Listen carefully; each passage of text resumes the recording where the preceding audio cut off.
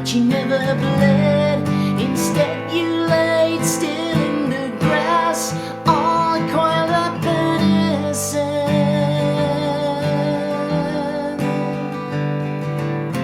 And though I know about those men, still I don't remember,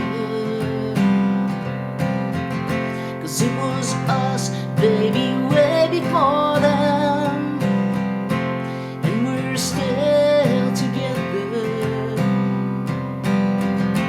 And I meant every word I said when I said that I love you. I meant that I love you forever, and I'm gonna keep on loving you, 'cause it's the only thing I wanna do. I don't wanna sleep, I just wanna keep on loving you. Keep on Loving You by REO Speedwagon. I was very surprised that we haven't got a song by them in our library just yet, so I'm happy to get to it now. I remember the video very clearly. It was very entertaining, and of course it's a great song. Keep on Loving You. This lesson is definitely primarily, if not all, based on acoustic versions that I've seen by them. In particular, how Kevin, the frontman, would play it on guitar. He very often does on piano, but I did catch him on guitar in actually 2 different keys. So the first one is the one you've seen earlier in this preview, which would be the key of C, the original key actually. He would be on stage usually a half step down, so if you see him play this, well, keep that in mind. And then, so the progression would go from F, he does it in particular like this, to G with an F in the bass. For that he just takes off his fingers, then to an A minor with an F in the bass, and then he just put it back on because those 2 notes are also 2 notes of an A minor chord. So he just goes back and forth between the 2. So F, and then G with an F in the bass, A minor with an F in the bass, or F, and again G with an F in the bass, back and forth.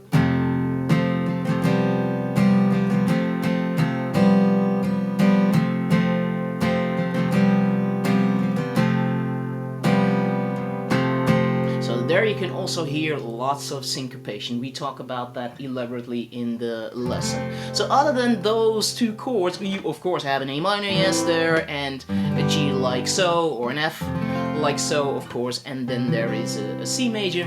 I also like to include a couple of descending, ascending bass lines and stuff like that. We take a look at that too. And what else? Yes, so an acoustic version, definitely. Another way that I've seen him do this was in the key of A. Then capoed here on the 3rd fret. Absolute key is then still C. Keep in mind, he's a half step down though, even though he's capoed on the 3rd fret there. And then, the shapes you have are like from a D chord, chord 4 in the progression.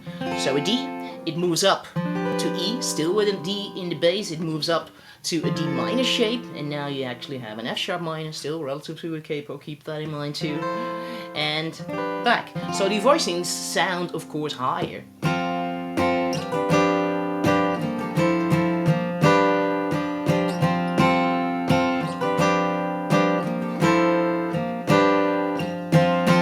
And so on. Now all the other chords are actually, well, okay, there's one barred one.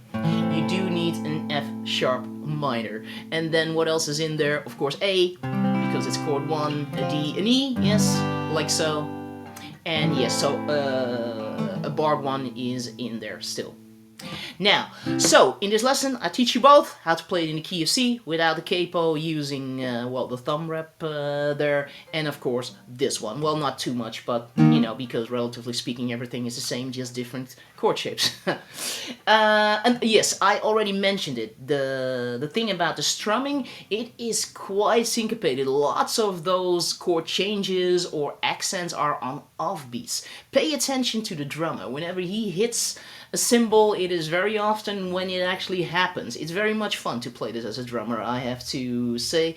So, of course, the strumming is in double time, and here and there you have like offbeats being accentuated. It already starts immediately in the intro. 1 and 2 and 3 and 4 and 1 and 2 and 3 and 4 and 1 and 2 and 3 and 4 and 1 and 2 and 3 and 4 and stuff like that.